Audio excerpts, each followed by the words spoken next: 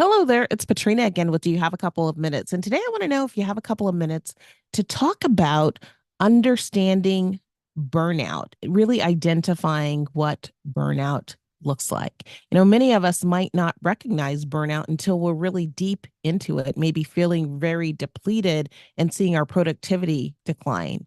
Burnout often starts with exhaustion, where maybe you're feeling drained of physical or emotional energy. And you might even notice a little bit of cynicism creeping in where you start to feel detached from your job and from your colleagues. So, I want to talk about a few of these symptoms, how burnout shows up, so that we can first look at identifying it and then we can move on to looking at proactive steps that we can take to manage burnout and manage our personal well being. But today, let's focus on what the signs of burnout really look like.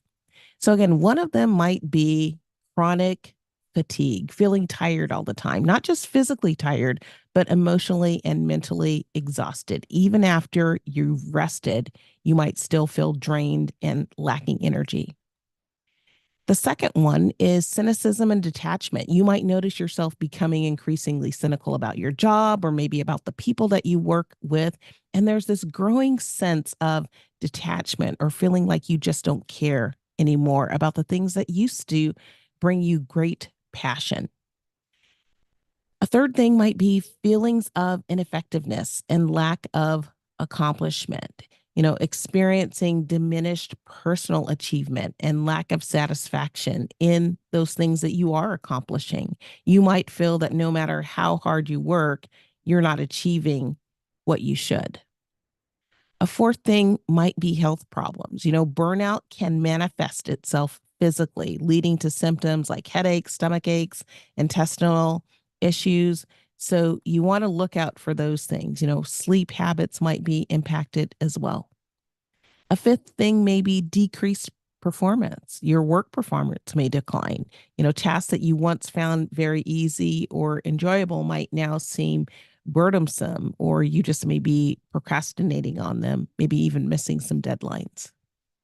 Another thing we see is escapism. And this is where people use substances like alcohol or maybe even recreational drugs to escape the activities of work or to escape thinking about work. And it could even be things like just excessive video game playing or internet browsing, just kind of anything to escape work.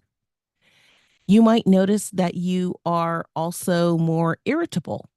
Increased irritability or outbursts of anger can occur, especially if you were previously a calm person. And certainly, those types of outbursts can affect not only your work relationships, but also personal relationship.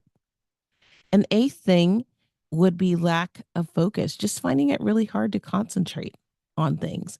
And at work, that may look like errors that come because you weren't able to concentrate. A ninth thing might be withdrawal. Maybe you just started pulling back a bit from responsibilities, maybe calling in sick a little bit more often than you used to, arriving a little late to work, or maybe leaving early. Those are signs of withdrawal that are fairly common for people suffering from burnout. And then the 10th item is just emotional exhaustion, maybe feelings of hopelessness, feelings of being trapped. It could even progress to something like depression that is very severe and might be cause for you to get some professional help. So once you recognize these signs of burnout, it's crucial to try to act quickly to manage the burnout and to manage your self health. So I want you to keep coming back this week for some more information on how to address burnout. Specifically, tomorrow, we're going to assess ways that you can um, assess your workplace to see if that might be contributing to burnout or what might be contributing to burnout. And then we'll look at ways to address burnout with your employer, things that you can do about burnout as well later in the week. So I hope that you'll be back. And I hope that today you have found this series to be enlightening, something to help you think, learn, grow, and ultimately lead a more fulfilling life.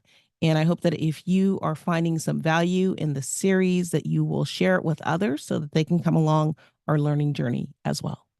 Please be sure to check out the show notes for a summary of today's session, as well as contact information if you'd like to be in touch with me and information on how you can get my most recent publications. And as always, I'm super appreciative of you joining me here today, and I hope to see you back next time.